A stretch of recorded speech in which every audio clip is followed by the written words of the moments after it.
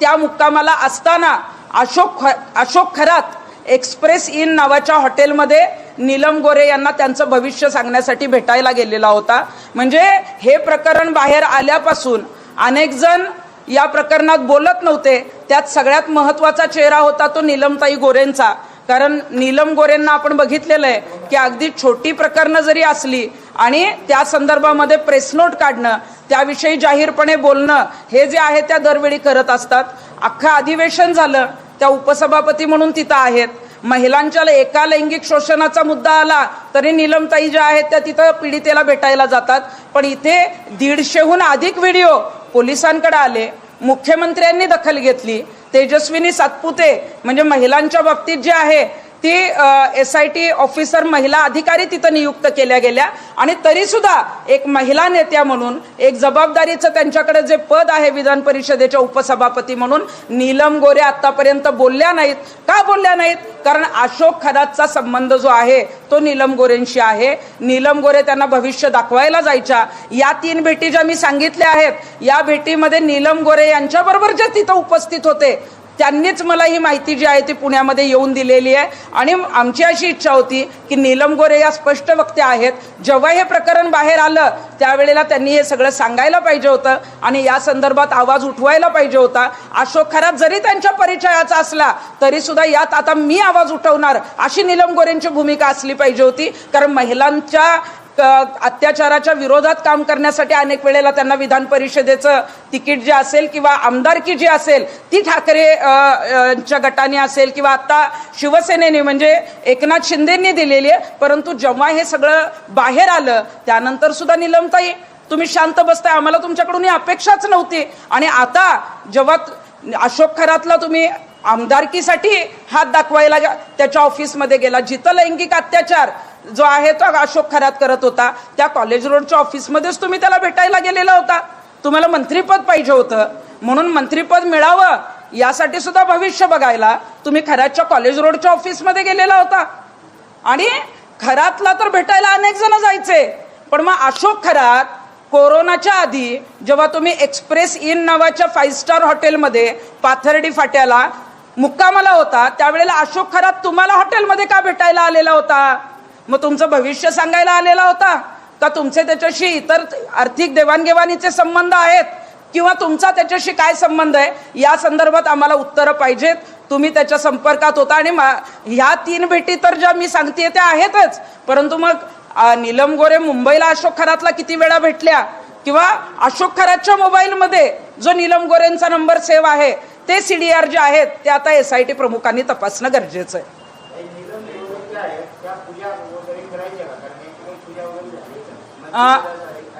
नीलम गोरे आपण बघतो की अनेक वेळेला अंधश्रद्धेच्या बाबतीत बोलत असतात, आवाज उठवत असतात। अनेक प्रकरणात जे आहेत त्या स्पष्टपणे जे आहे ते मैदानात सुद्धा उतरतात। परंतु जिथं अंधश्रद्धा किंवा जिथं हा जो अशोक खरात आहे तो कशा पद्धतीनं विकृत आहे हे कदाचित त्यावेळेला त्यांना माहीत होतं का नाही माहीत नाही, परंतु आत्ता जेव्हा माहीत झालं त्यावेळेला नीलम गोरेंनी आवाज का उठवला नाही?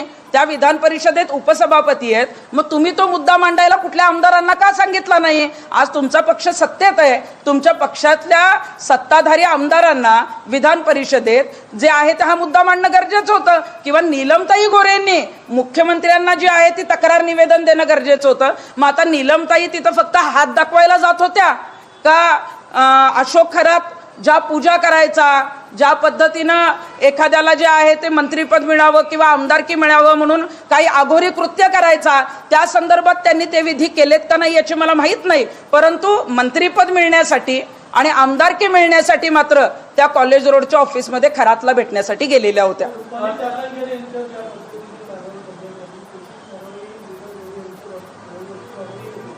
रुपाली चाकणकरांचे अनेक व्हिडिओ बाहेर आले, अनेक फोटो बाहेर आले।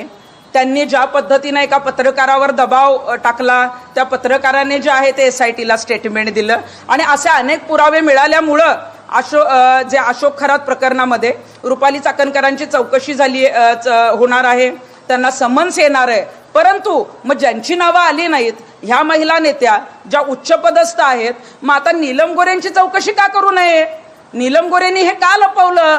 एवढं मोठं प्रकरण बाहेर आल्यानंतर तुम्ही जाहीरपणे तर बोललाच नाहीत, परंतु तुम्ही खरातकडे जात होता आणि तुम्हाला ही माहिती तो विकृत असल्याची आत्ता मिळाली आणि ह्या महिलांवर जे काही लैंगिक शोषण झालंय या संदर्भात आता नीलमताई आवाज उठवणार आहेत. असं नीलमताईंची कुठली प्रेस नोट, असं कुठलंही निवेदन, मुख्यमंत्र्यांना लेखी तक्रार का दिली नाही? त्यामुळे नीलमताई गोरे यांची सुद्धा या प्रकरणात चौकशी होणं गरजेचं आहे. किती दिवसांपासून त्यांचा संबंध आहे? नीलम गोरे तुम्ही असं उल्लेख केला की कोरोनाच्या आधी त्या हॉटेलमध्ये भेटलेल्या होत्या, मग याचा अर्थ की नीलम गोरे आणि अशोक खरात यांचे संबंध किती दिवसांपासूनचे आहेत? त्या संदर्भात काही भेटायला आलेल्या व्यक्तीने सांगितलं का? आणि जो त्यांच्यासोबत व्यक्ती होता त्या व्यक्तीचा आणि अशोक खरातचा किंवा नीलम गोरेंशी संपर्क काय आहे, संबंध काय? अशोक खरातच्या संदर्भामध्ये आपण जर बघितलं तर अनेक मंत्री म्हणजे दीपक केसरकरांचंही नाव येतंय किंवा अनेक वेगवेगळ्या राजकीय नेत्यांचं नाव येतंय, परंतु नीलम गोरे ज्या आहेत त्यांच्याबरोबर ज्या व्यक्ती नाशिकच्या दौऱ्यावर असायच्या किंवा महाराष्ट्रात त्यांच्याबरोबर असायच्या आणि त्यांनी मला जेव्हा ही धक्कादायक माहिती इथे येऊन दिली तेव्हा त्यांनी सांगितलं की नीलमताईंचे फोटो नाहीत, परंतु नीलमताई ज्या आहेत त्या 7 ते 8 वर्षापासून ज्या आहेत त्या अशोक खरातच्या संपर्कात आहेत.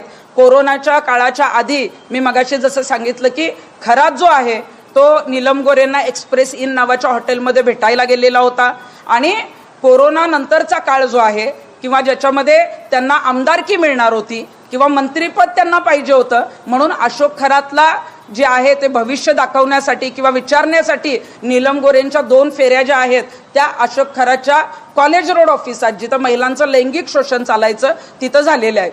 अशोक खरातला जो शस्त्र परवाना दिला होता त्या शस्त्र परवान्याची नोंद पोलिसांकडे नाहीये, त्यामुळे आता ज्यावेळी हा शस्त्र परवाना दिला गेला त्यावेळी पोलीस अधीक्षक आणि जिल्हाधिकारी आता संशयाच्या भोवऱ्यात आलेले आहेत. अशोक खरातला जो शस्त्र परवाना देण्यात आला त्याची नोंदच जर नसेल तर हे किती गंभीर आहे, कारण याच्यामध्ये अनेक मंत्री महोदय तिथं जात होते. अशोक खरातला तसं काही रिव्हॉल्व्हरची गरज नव्हती, परंतु आता जेव्हा त्याला आपल्याला कळालं की त्याच्याकडे रिव्हॉल्व्हर प्राप्त झालंय मग मला वाटतंय की मध्यंतरी दत्तात्रय कराळे जे नाशिक परिक्षेत्राचे IG आहेत त्यांचं नाव या प्रकरणात समोर येत होतं आणि मला वाटतंय की IG दत्तात्रय कराळे यांचे काही फोटोही जे आहेत ते खरात बरोबर समोर आलेले आहेत. प्रत्येक गुरुपौर्णिमेला जो आहे तो ईशानेश्वर मंदिरामध्ये गुरूंकडे म्हणजे अशोक खरातकडे ते असायचे आणि त्या गुरुला जे आहे ते रिव्हॉल्व्हर ज्या पद्धतीनं दिलं गेलं तर या संदर्भामध्ये IG दत्तात्रय कराळे यांची चौकशी होणं गरजेचं आहे.